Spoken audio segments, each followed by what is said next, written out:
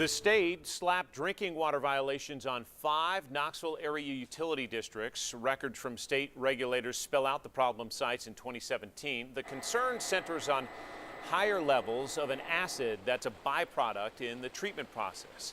Haliocetic acids can increase the risk of cancer over the long term, according to the EPA. WBIR 10 News reporter Michael Crow joins us to explain the report and the warning to customers. Michael?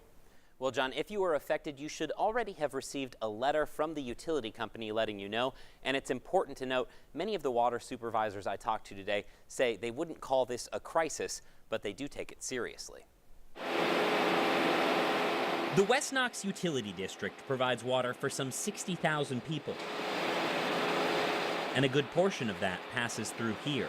These are our membranes that treat the water. But General Manager Drexel Heidel says it's an additive that comes before these filters that landed them on a list of drinking water violations compiled by TDEC. Chlorine is to treat manganese, taste and odor control. When water enters the plant here, they add chlorine.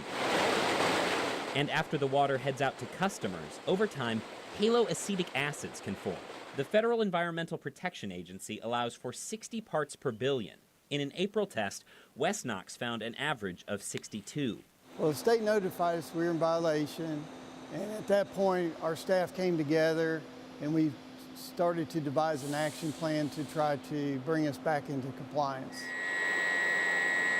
Several other utilities face the same issue. Oneida Water found 3 elevated tests through the year, Rockwood found 1, Witt Utility had 3, and Alcoa had 1. The EPA does warn that long-term exposure to above recommended levels can increase the risk of cancer.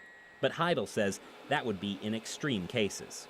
The health risk is over a long term, and that we're working very hard to bring our levels back into compliance, and we expect to do so in a very short amount of time. But now they're working to reduce the chlorine they add at the start of the process, which will limit the acids that come out of your tap.